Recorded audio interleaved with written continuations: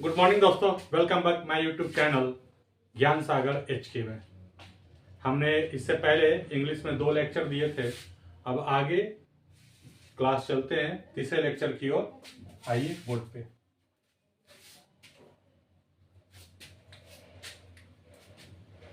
हमने इससे पहले इंडेफिनिट में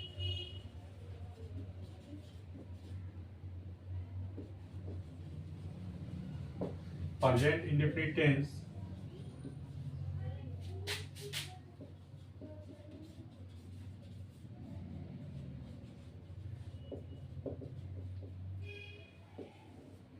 अफर्मेटिव में बताया था। प्रेजेंट इंडेफिनिट टेंस का अफर्मेटिव बताया था। उसमें हमने नोट तक बताया था कि ही, सी, इट या कोई एक नाम रहे तो उसमें हम एस या ईएस का प्रयोग करके उसे अंग्रेजी में अनुवाद करते हैं एवं जितने भी और भी कर्ता बच जाएंगे यानी सब्जेक्ट बचेंगे उसके साथ हम मेन वर्ब का प्रयोग करते हैं। हमने एक एग्जांपल दिया था,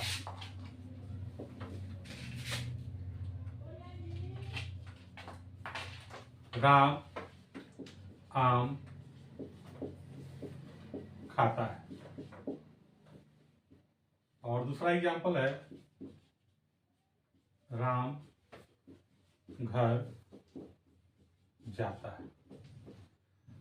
दोनों ही इंडेफिनिट का सवाल है, ठीक है। इसको हम ट्रांसलेट करते हैं। सबसे पहले सब्जेक्ट राम, उसके बाद वर्ब, वर्ब में एस या ईएस, यहां पर इट्स अ मैंगो। दूसरा है मेरा एग्जांपल, राम घर जाता है। तो सबसे पहले सब्जेक्ट राम,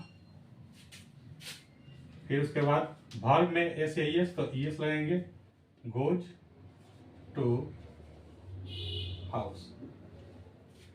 दोनों में एक ही नाम है, यहां पर भी एक नाम है और यहां पर भी एक ही नाम है, लेकिन में एक में एस लगा और एक में ईएस लगा। ऐसा क्यों हुआ? तो इसके बारे में जानने के लिए हम नोट 2 का प्रयोग करेंगे। चलिए नोट 2 देख लेते हैं। नोट 2 से हमें जानकारी मिलेगा कि एक जगह एस लगा और एक जगह ईएस क्यों लगा। तो आइए नोट 2 देखते हैं।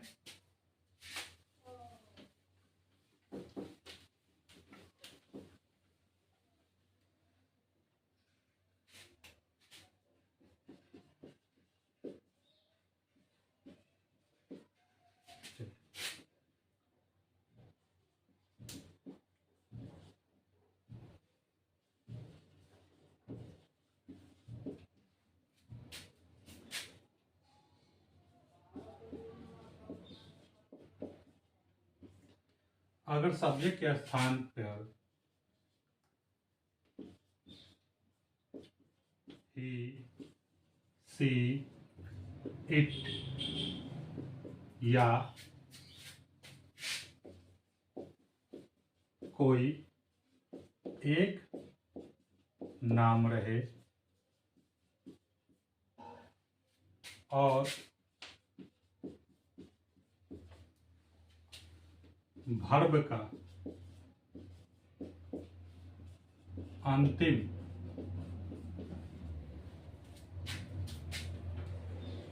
लेटर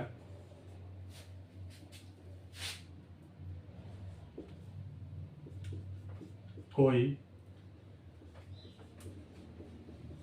वॉवेल यानी ए, ई, आई, ओ और यू रहे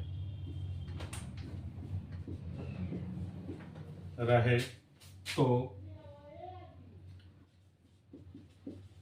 वर्ब में ईएस का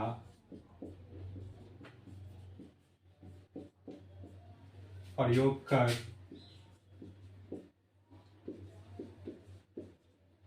वाक्य को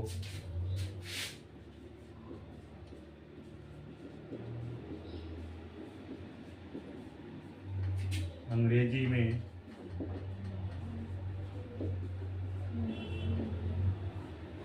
अनुवाद करते हैं एवं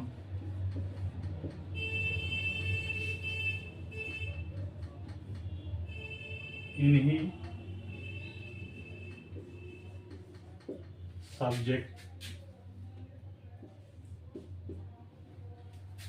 के साथ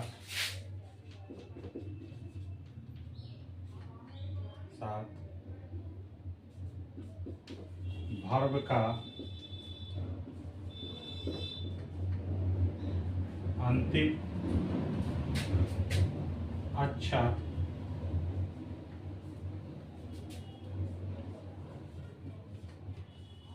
लेटर कोई कॉन्सोनेंट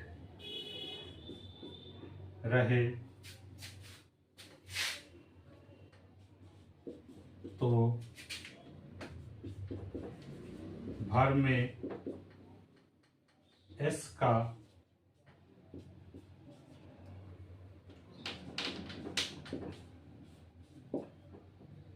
का प्रयोग कर वाक्य को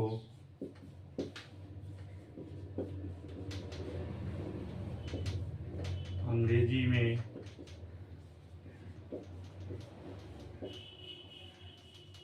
अनुवाद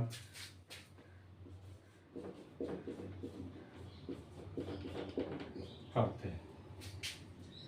तो अगर वाक्य में अगर सब्जेक्ट का स्थान पकड़े ही, सी, इट या कोई एक नाम रहे और वर्ब का अंतिम लेटर यानी अंतिम अक्षर कोई वावेल यानी ए, ई, आई, ओ और यू में से कोई रहे तो वर्ब में ईएस का प्रयोग कर वाक्य को अंग्रेजी में अनुवाद करते हैं।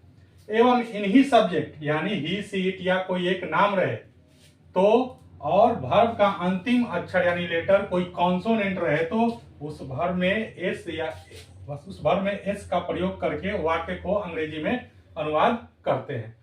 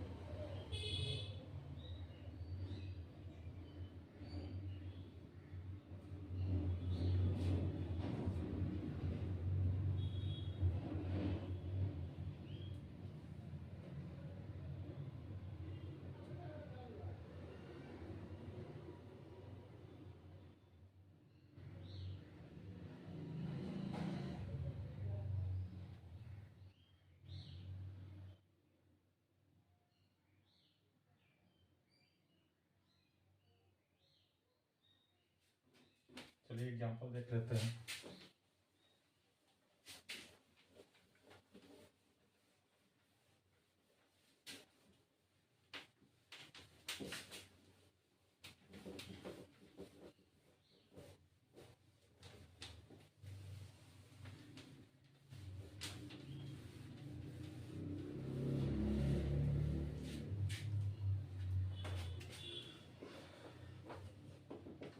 एग्जाम्पल लेंगे, इसमें 3 एग्जाम्पल लेके आपको हम क्लियर करेंगे अफर्मेटिव को।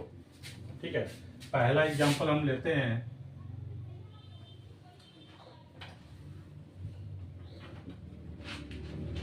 राम पटना जाता है। दूसरा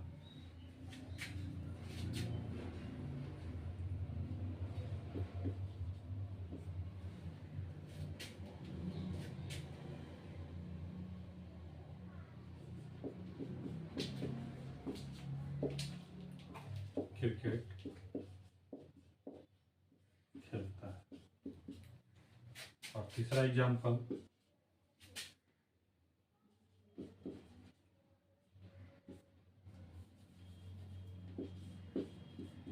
वे लोग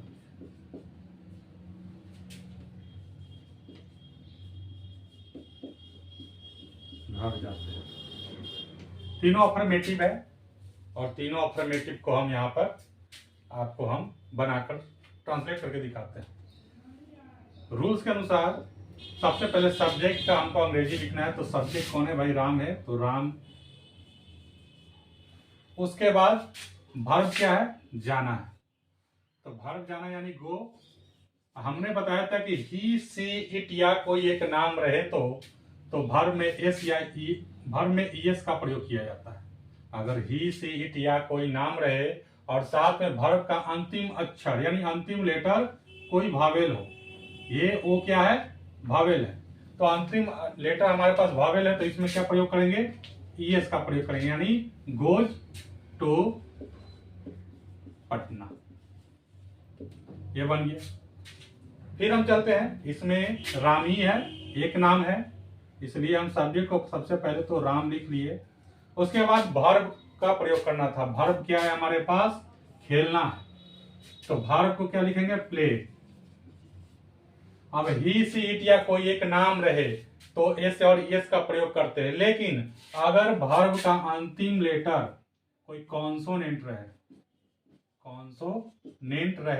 तो उसमें हम एस का प्रयोग करके वाक्य को अंग्रेजी में अनुवाद करते हैं। तो यहाँ पर क्या हो जाएगा? Plays, Ram plays cricket. अब आते हैं वे लोग घर जाते हैं, तो वे लोग का सबसे पहले अंग्रेजी लिखेंगे, तो लिखेंगे क्या? दे घर जाते हैं। तो जाना क्या होता है? गो होता है। हमने बताया कि अगर ही सी इट या कोई एक नाम रहे तो वर्ब में एस और ईएस का प्रयोग करते हैं। नोट नंबर 1 में हमने ये लिखाया था कि अगर वर्ब के स्थान पर अगर ही सी इट या कोई एक नाम रहे तो एस या ईएस का प्रयोग करेंगे, लेकिन अगर उसके अलावा कोई भी वर्ब, कोई भी सब्जेक्ट हो, ठीक है, तो उसके जगह हम वर्ब का मेन रूप लिखेंगे, यानी गो। तो गो के साथ क्या लगेगा? गो टू क्या हो जाएगा? हाउस। तो 3 एग्जाम्पल, एक तो ही सी इट या कोई एक नाम रहे और वर्ब का अंतिम अक्षर क्या कोई भावेल हो तो उसमें ईएस का प्रयोग करेंगे, ये पहला हुआ। दूसरा, ही सी इट या कोई एक नाम रहे और वर्ब का अंतिम अक्षर यानी अंतिम लेटर कोई कॉन्सोनेंट रहे तो एस का प्रयोग करेंगे, ठीक है। और लास्ट में है वे लोग घर जाते हैं। हमने बताया था कि ही सी इट या कोई एक नाम रहे और वर्ब, तो वर्ब में एस या एस प्रयोग करते हैं, एवं बचे हुए सभी कर्ता के साथ, यानी जितना भी, अगर ही सी इट या कोई एक नाम के अलावा यानी दूसरा कुछ भी हो जाए, जैसे 2 नाम हो जाए, 3 नाम हो जाए, जैसे यू, वी, आर, दे, ये जितने भी सब्जेक्ट होंगे उनके साथ हम वर्ब का मुख्य रूप यानी उसमें कुछ भी नहीं लगाएंगे, ना एस लगाएंगे ना एस लगाएंगे, कुछ भी नहीं लगाएंगे, सीधा सीधा उसका मेन रूप लिखकर उसे हम अंग्रेजी में अनुवाद करेंगे। ये नोट नंबर 1 में हमने बताया था और नोट नंबर 2 में आज हमने ये बताया कि कहां पर एस और कहां पर ईएस का प्रयोग होगा। तो आप ये दोनों नोट याद रखिएगा, तो आसानी से अफर्मेटिव में कभी गलत नहीं होगा आपका ट्रांसलेशन। तो चलिए इतना नोट कीजिए, उसके बाद हम चलेंगे प्रेजेंट इंडेफिनिट टेंस को निगेटिव में कैसे अनुवाद करेंगे, यानी उसका हम स्ट्रक्चर यानी रूल बनाने का नियम बताएंगे।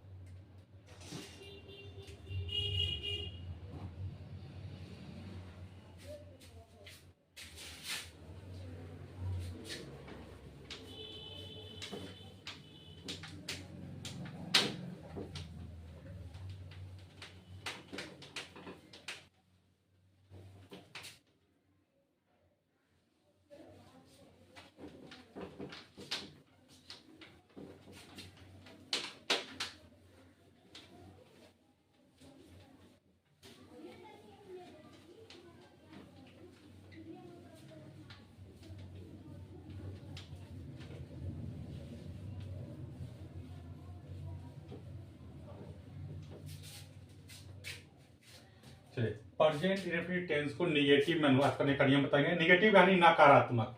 जैसे राम आम खाता है, वो अफर्मेटिव था।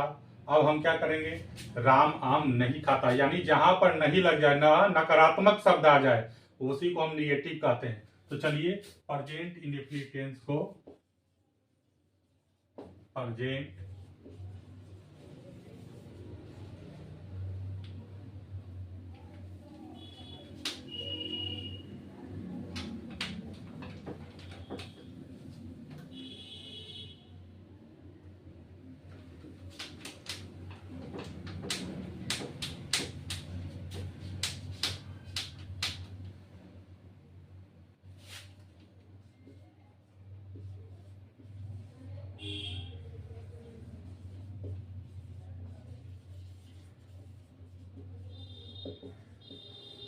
इंडेफिनिट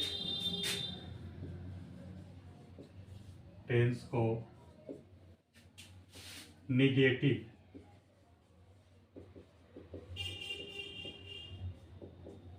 में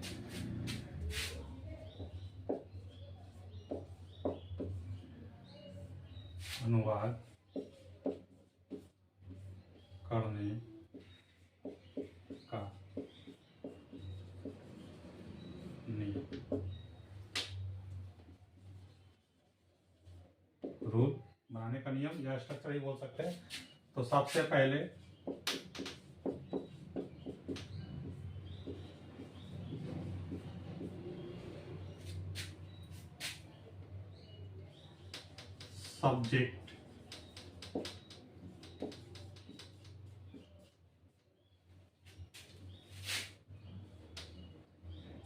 सब्जेक्ट शब्द का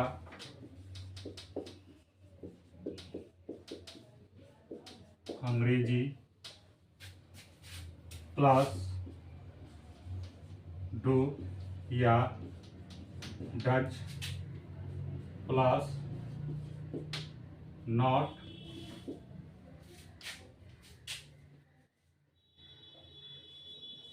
प्लस वर्ब प्लस ऑब्जेक्ट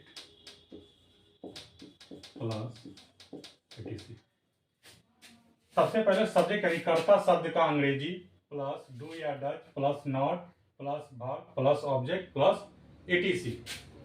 ठीक है, तो ये बनाने का नियम है, यानी स्ट्रक्चर है। सबसे पहले सब्जेक्ट शब्द का अंग्रेजी का प्रयोग करेंगे, फिर उसके बाद डू या डच का, फिर नॉट का, फिर वर्ब का, फिर ऑब्जेक्ट, फिर etc। चलिए एग्जांपल देखते हैं। एग्जांपल,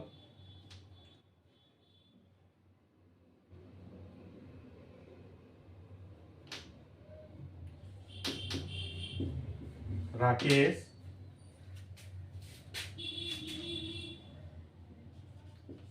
पटना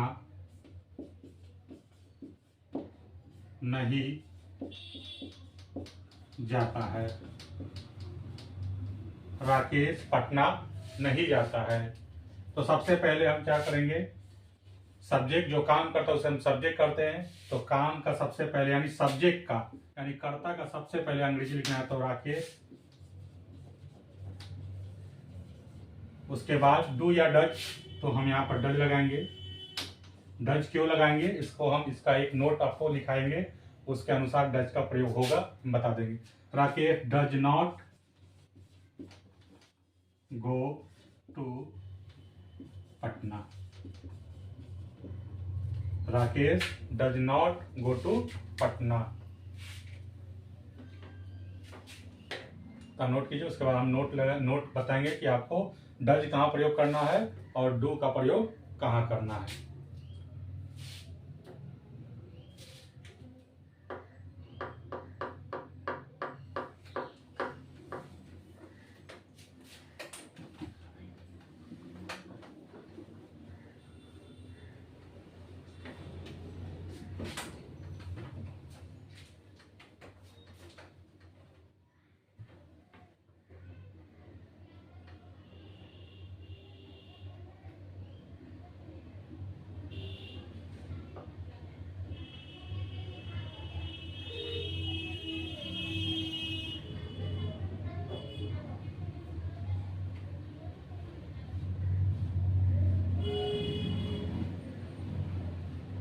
चलिए चलते हैं, नोट देख लेते हैं।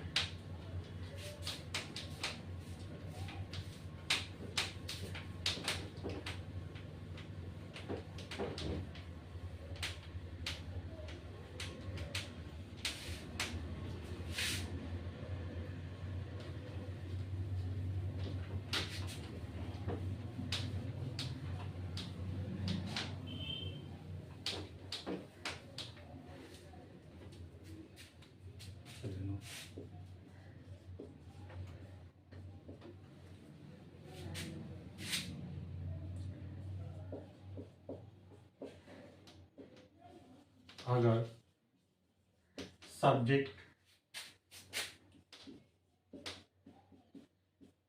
कर्ता के स्थान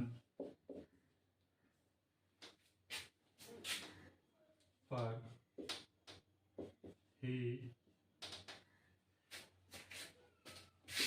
सी इट या कोई एक नाम रहे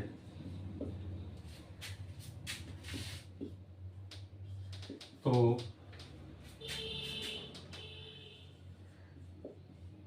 डज का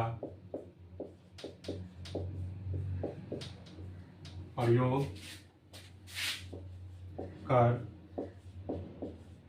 वाक्य को अंग्रेजी में अनुवाद करते तथा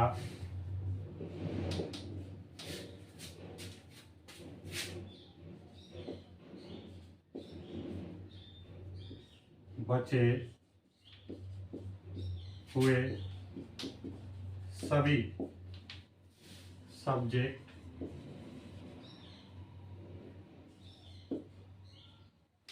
सब्जेक्ट यानी कर्ता के साथ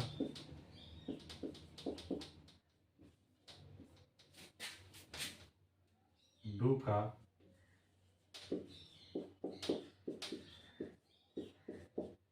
प्रयोग कर वाक्य को अंग्रेजी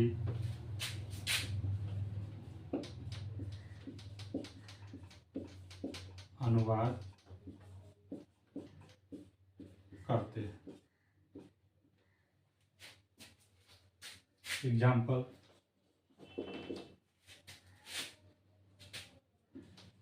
मैं आम नहीं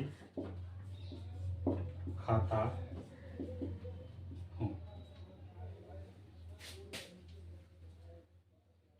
तो सबसे पहले हमें क्या करना है, सब्जेक्ट वर्ड का अंग्रेजी, यानी सब्जेक्ट क्या है मैं, और मैं का अंग्रेजी क्या हो जाएगा आई, उसके साथ डू या डज का प्रयोग करना था।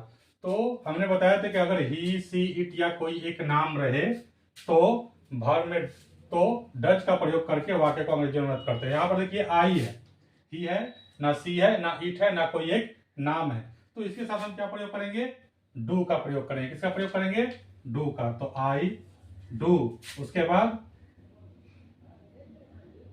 नॉट, उसके बाद क्या हो जाएगा it,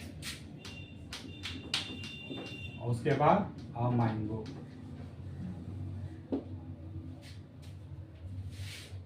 I do not eat a mango.